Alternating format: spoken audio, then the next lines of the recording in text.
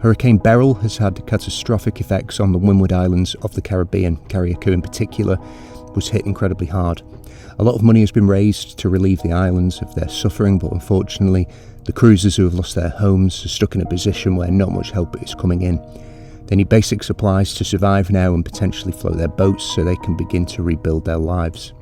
My friend Steve and Judy from Fair Isle, who have spent decades all over the world in disaster zones and war zones, raising awareness and providing aid to communities, are leading a campaign to help those cruisers affected by the disaster, working with operationcruisersaid.org to help raise awareness and funds. If you'd like a better understanding of what these cruisers have had to endure, check out the documentary they've just released on their YouTube page, and please visit operationcruisersaid.org to assist. This is a community-led, individual hands-on programme which is providing food, water, supplies and equipment to these cruisers in need of help. I've personally donated to this campaign and will also be donating any revenue from the podcast. I'd like to thank Steve and Judy for what they have done and continue to do in helping those in need and for bringing this to the attention of the cruisers community. I think the hurricane is a bit out of the news cycle now because of what's obviously happened in America, which is devastating, obviously. But no one is seeing those images that you have put in that video. I've not seen that ever. I've seen some stuff that people have put online, but then the first-hand accounts of the people who were stuck in those boats whilst they were being, pushed under by like keels of these huge yachts. It was like, that is horrifying. And no one's aware of this. No one's aware of what these people have gone through. Obviously, it's difficult going through it in a house, but looks kind of a lot more horrible on a boat, actually. And you no one's seen it yet. I think it took us massively by surprise because when we first came up here to help, we thought we'd be on land helping out pretty much like everyone else. With lots of other cruisers that come to help too. And there might be the odd boat in trouble. And, maybe it's naivety on our part because we had seen the aerial pictures. But people that know this should say, well, there's so many boats. I mean, that group of boats that got caught in the corner, I think originally there were more than 50 in there. I think by the time we got here, there were 30. They were pulling them out from the edges. 20, yeah. But I counted on that original shot that there was 30 from when the Adventure Cruise came up here and they saw it. First video, there were 33, I think. And that was day 3, so they'd obviously taken some out. So they're all tangled together. You can imagine all the masts have fallen down, so they're all intertangled with the rigging. The anchors are all tied together. What a mess, because they just got dragged all the way out the mangroves and back in. I mean, basically out to sea, out into the bay and back in again is what happened with most of those boats. And that's it. And I don't think anyone, including them, people who tied up in the mangroves, knew that is what was going to happen. I mean, the eye of the storm went right over here. It was incredible bad luck. There's no two ways about it. This was absolutely where the storm was at its worst, and the mangroves just didn't hold. And I don't think anyone was prepared for that. No, and certainly not prepared for the aftermath. And you saw in the VT that you've seen, sorry, the video that we sent. Cruisers are used to helping people. Helping each other, but also helping people from the islands. That's our instinct. And it's just heartrending that they are the ones that need help. So they need help. Yeah. Just a discussion, actually, let's just talk about this, because this is something that I've always thought in a situation like that. I would never want to be in mangroves, ever. I've just never liked the look of it. I've never liked the idea of it. If those trees start flying, like your boat's gone and then they're going to fly into you. I just advise people against it. I'm sure people have great experiences in there, sitting these things out, but that is what can happen when it goes wrong. Yeah, I think in most cases, and most people will say this, but some people take it too far and say, oh, you're safe as houses in the mangroves, survive anything. Well, that's obviously not true. It won't survive a direct hit by a Cat 4 hurricane. That you can just see that by seeing the pictures we've got here and the experience of all the people here. But anything, less than that, a big storm, it is the safest place to be. I mean, out here in the bay, when we sailed into this bay, all there were 5 ships all up on the shore around it. Big ferries, tugs they're put in here, all of them straight out of it. And they said, a yacht out here would last milliseconds. It would just not, there's nothing. At least you've got a chance in there. Tied into mangroves is normally a reasonable thing to do. And I think even in this situation, if there'd been 24 boats in there, they probably would have been fine. But there were probably 200 boats in there. And then one starts dragging, pulls another one out. They did stupid things like put a big steel ship went in the edge in there. Yeah, I saw that. Stupid thing to do. Yeah. That smashed into things and started dislodging things. So then they ripped free and started dislodging other things. Because once you've got a boat free in the middle of those mangroves going down with its anchor, pulling everyone else's anchor. Oh yeah, it's gone. Exactly.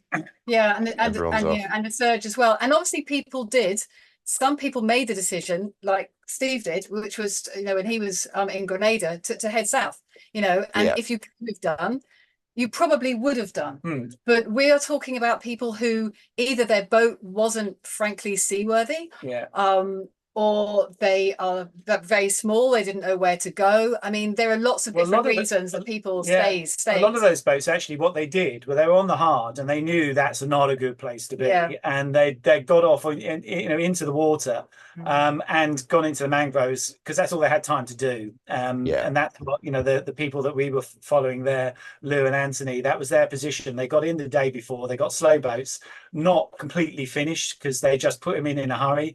So they thought, what's the best thing to do? Go in the mangroves. And that was their choice. It's either going to be onshore or in the mangroves. And of the two, and up until the day before that, the hurricane was actually heading for Beckway, which is 30 miles north of here. So they would have been on the edge of it, like Grenada was on the edge of this. Yeah, they would have gone through it. You would have been fine. All the people that were in the hurricane hole there were absolutely fine. It wasn't a big issue at all. So if it had gone where it's supposed to, then it would have been a good option. But it's just, that's the thing, isn't it? It's rolling the dice. If it goes where it should, but it can easily move 30 it can easily move 30 miles. That's the because sometimes it's not a swing, sometimes it breaks down and the wall just breaks down and comes up somewhere else, and it can be 10, 15, even 20, 30 miles from the original eye. It can move around in that way quite quickly. So it's not a good thing. I think the quantity of boats, you mentioned that. I think based on the videos I've just seen, I'm looking at that and I'm like, no chance. And I've seen other stuff like that, like when hurricanes have passed through the Caribbean before, I've seen loads of boats absolutely trashed in the mangroves. But if they're packing 200 into that space, then obviously that's going to happen. Yeah. I mean, where I don't understand that. At some point, the cruisers coming in must be like, this is a bad idea. There's too many boats in here. Same way you would react in an anchorage if it was too tight. Well, there were lots of politics. Politics were involved. There were people, the locals, the fishermen, the people that think they're organising. There was stories of people charging as well to go all sorts of. It didn't get pretty because it was charging to $150 to bring a boat in. Yeah. What? Who was doing that? Like an official? Certain individuals here who thought they owned. Yeah. People were desperate, and so it just got to the point where people were desperate, and I don't know when, but certainly Lou and Anthony were worried for a couple of days ahead of time, actually, about the politics and how things were working out, which is why they made the decision for both of them to go onto his boat rather than risk Lou being on hers, which is just as well, because I don't think she'd have survived. No. And I don't know what to say, because we don't know the full story, and I have no doubt the full story will come out at some stage. But anyway, we don't really want to be in the blame game. We want to be able to help people who have, what can we do? Largely through no fault of their own, been bashed up, and it is bad luck, and it is a point whereby we can now hopefully do something to help, something that needs to be done. Yeah. So I mean, you've been on the ground there for quite a while now, and it seems like you spoke to quite a lot of the cruisers. I saw the Spirit yacht was floated, and that I really was a very hope. Good moment. Well, I didn't know that because I didn't see the full edit. Steve, you didn't mention that it had actually floated away. So at the end of that video, when it was then moving off, I was like, oh my god, it made it. That's really good for her. But they very nearly lost that yacht. They did. Very nearly. they managed to identify, and it was local guys here, you know, who got her off, because they did that before the crash pump arrived. There is now a crash pump that has been supplied now by the Operation Cruiser's But it took 2 Aid. weeks. You see, it took 2 weeks to get that here, which is just appalling, really, because you had probably 50 boats sunk in there, or that could have been saved quite easily, with the right gear, crash pumps and float bags and some epoxy putty. You could have had those out, really quickly.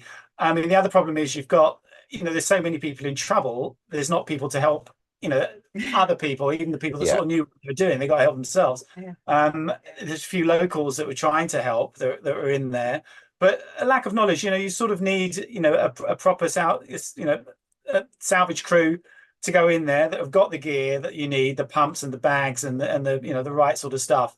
So that's what, in future, the lesson learned. You need to have money going into something if there's another situation like that will get something here fast, and that could have been done, to bring something in to do that. It's not expensive. I mean, basically a crash pump and some flotation aids. That's that's a few hundred, maybe a few £1,000. But no, we're not talking about a barge or anything big to pull boats off. People get the idea of salvage costing tens of thousands, hundreds of thousands of pounds. Obviously, it doesn't do that. It's to pay half a dozen men that know what they're doing, or one man that knows what he's doing, and a crew or woman in there with with the right gear to try and do these. Particularly volunteers as well.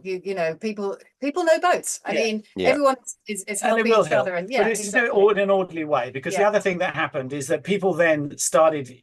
You can feel what it's like. There's so many people in there in real trouble, afraid for their boats, not being able to get food. We come on to that, all those issues of what was happening there as well, and getting looted, because there were a couple of gangs here that were going around and just taking everything from the boats, breaking into them, taking everything. Oh no! So can you imagine? Your boat, you might think you've survived, it's smashed up, but at least it's not sunk. And then you have to go to refuge somewhere. Someone comes and just breaks in and steals everything. One guy lost all his tools. I mean, that is so unhelpful. And worse, I mean, some boats have been completely looted. Just they were fine, and then they came back and there's nothing there. And that's heartbreaking. But it's having a team that's sort of in charge of that. We're there, that can keep an eye, that they're going to have an order that they're going to bring things out in. I mean, that Spirit yacht, they get the problems there in that the mast was covering 2 other yachts, and the people on those were getting quite irate because they wanted to get their boats out, and they couldn't because the mast's in the way. But you can't rush that. And at one stage, because they're under so much pressure, the locals who were just trying to help here were going to pull that out. And I said, and the owner saying, please don't do that, because you pull it out into deeper water, it will sink. It's the only reason it's up at the moment. It's got a hole in it. The only reason it's up is on the ground. You put it into deep water to clear them, this boat's gone.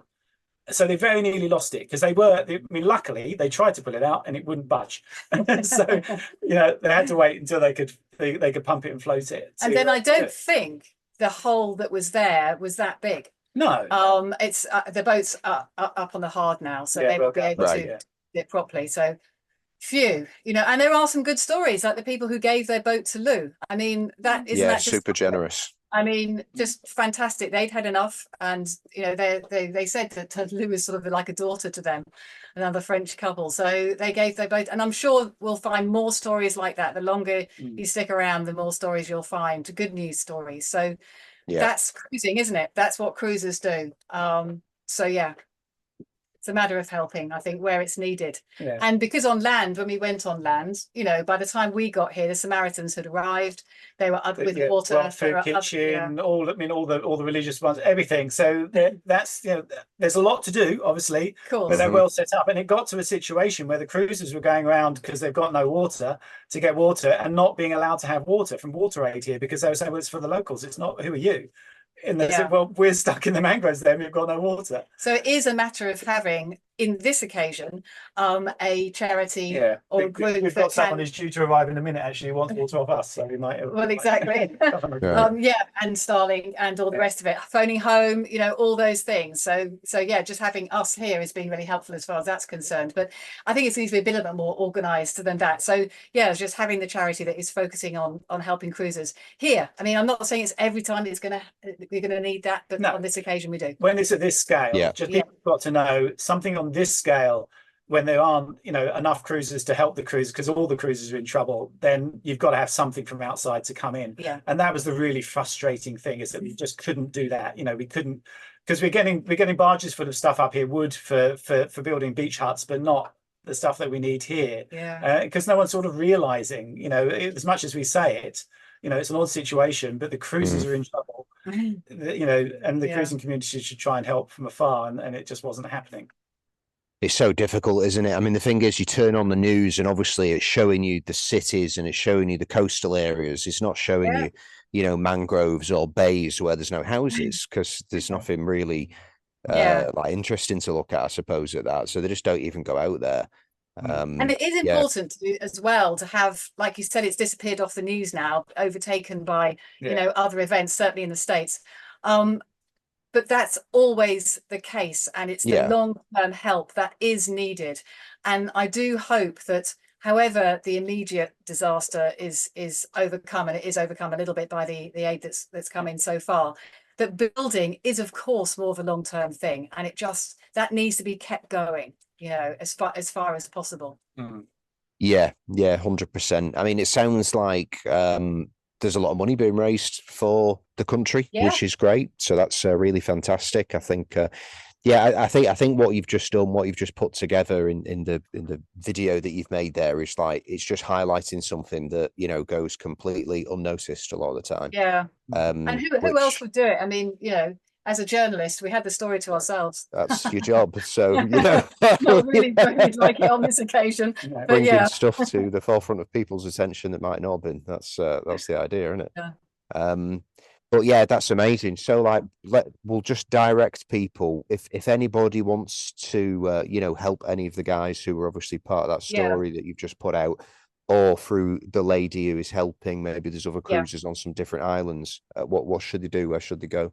Well, we'll put all the details in the description of our video. So it's Operation Cruisers Aid, and also a couple of the guys have also put, you know, got their own GoFundMe's. Yeah. So you know, we'll put as many as anyone who wants to have their own personal story, put it on. Then people who want to contribute, they could just click on, see that yes, we want to help this guy or that guy or whatever, for whatever personal reason. I just think people ought to be able to know where their money's going exactly. I mean, I think we could talk to Lou and Anthony to get them to put that up, because they're not used to taking money from people. I mean, they you know, it's as much as we could do to give them stuff which they really needed. They're lovely people, but you know, they don't really want to take stuff. But at the moment, they're sailing to Grenada with boats that aren't fit for purpose, really. I mean, he's lost the spreaders on one side of his mast, so he's just tied it in, hopes it doesn't fall off on the way. Which is, you know, you shouldn't be in that position. They haven't got the money. Both of them have only just come off the hard. So they had both of those boats on the hard. They've been working on them for months. So they've got to a stage where they're almost ready. All the bottom was done. It was all looking beautiful. The top sides all packed, everything done. Now they're smashing pieces. And you know, they're both trying. They just thought, no, we've got to get out of here. So they're sailing down to Grenada. But you know, that's just not a good position to be in, because they might get in trouble. Both of those boats have been grounded. Who knows if there's, you know, a problem and you're going to get leaks, you don't get whatever. So really, part of the charity, what we were hoping was that, you know, all this money, if some of it went to cruises, it could be for something simple, like, you know, you get a free lift. So the yards here will say, anyone that's been in that hurricane damage, if you want to check your boat, we've got a fund here that is for a free lift. So you can lift it, do whatever, or just check it, put it back in again, whatever. But things like that people like that haven't got the money to just do that. And it's basically dangerous not to, should just do it, you know. And with insurance, I know it's a dodgy subject, and but we're not insured here because we are in the hurricane zone. So we are hoping to get back to Grenada, south of Grenada, which is outside the hurricane zone, where we will become reinsured. And I'm guessing we're not the only ones in that position. In other words, there are a lot of boats here that won't be insured. Some are insured, so different, you know, insurance companies will allow you to be here. Ours only allows us to be in South Grenada. Anything north of there we can't, but some obviously do here. But we saw a loss adjuster. Exactly. I bumped into a loss adjuster when I was doing some filming in the boatyard, and he was obviously looking around, and I don't know how well the people who are insured are going to fare, though, because with all the rain that they've had, we actually did see a picture there. A lot of the straps were coming out of the ground, and the straps were just pulling out of the ground because the ground was wet. So I don't know what, but it's up to spec. The posts they've got in there, it looks like for some of them, because they were just pulling out.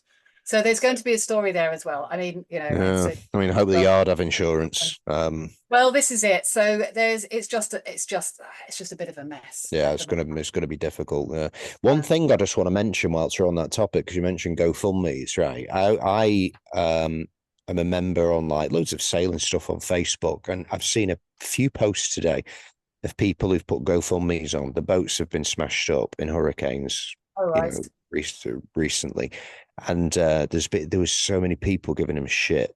You know, if you can afford a yacht, you shouldn't be asking for free money. Don't ask for handouts. And like, I get that. I get why people might think that. But you know what? Not everyone who has a boat and lives on it is rich. Like most people aren't, actually. And if it's their home and they don't have £20,000 in the bank, which, let's be honest, most people don't.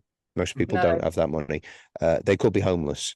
So just a message to anybody who wants to shit on someone asking for 20 grand to survive. Well, if you watch the video, I think you'll certainly see that. You can see it. Certainly Lou and Anthony, that they haven't got two pennies to rub together. I mean, really, they're just doing.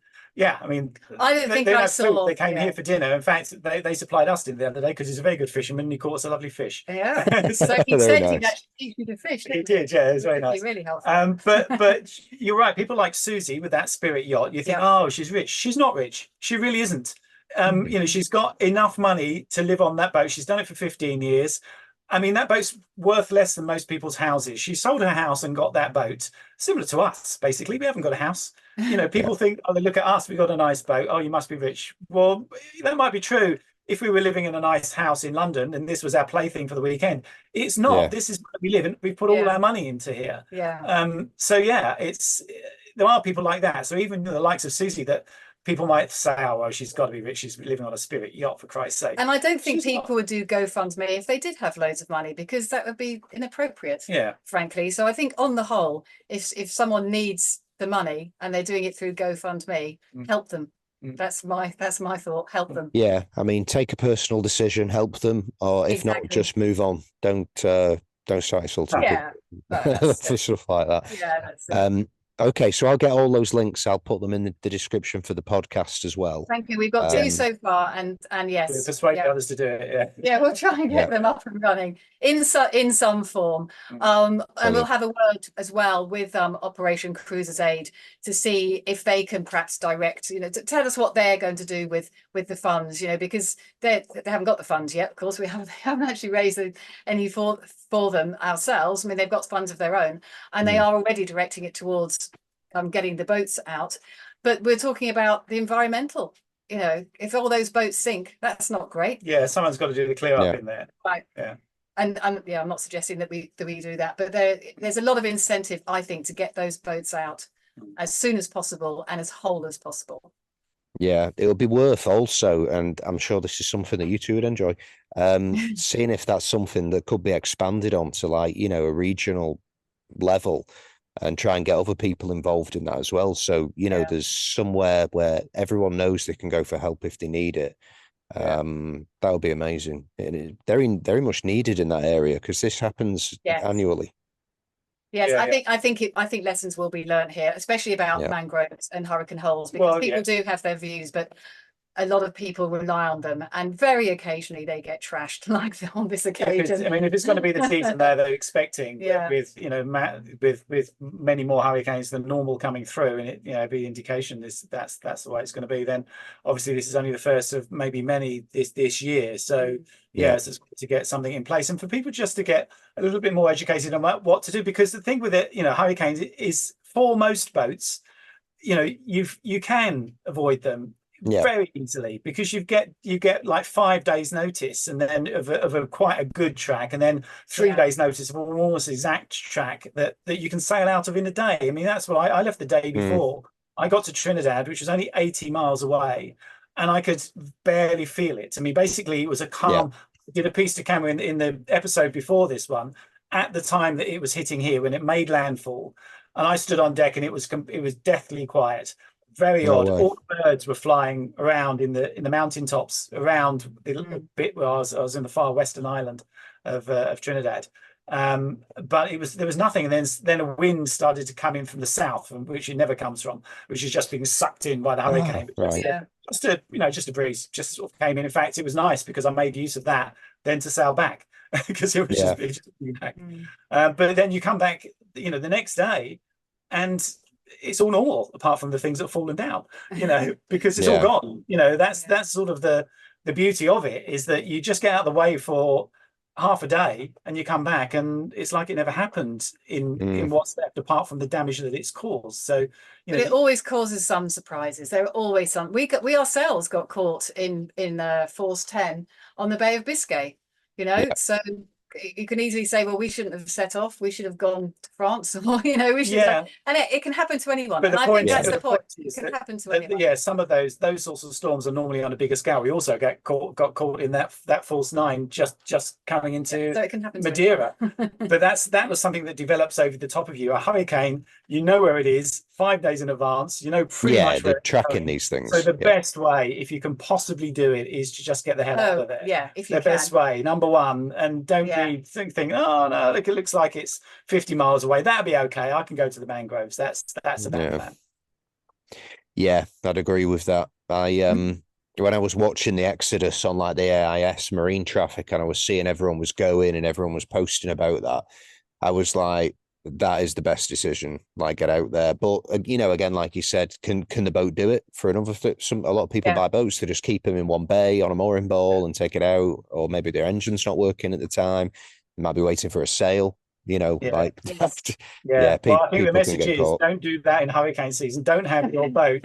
That's probably a good it cannot be lesson. moved in hurricane season. Have it ready to go in hurricane season so you can go. But easier said than done. Again, as I say, we're not in a position where we want to play the blame game. People are in a difficult position and we just want to help. Yeah, 100%.